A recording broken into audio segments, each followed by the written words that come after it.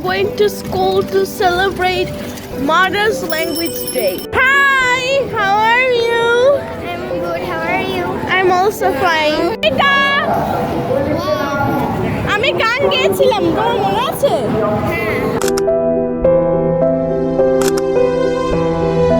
Morning, Miss.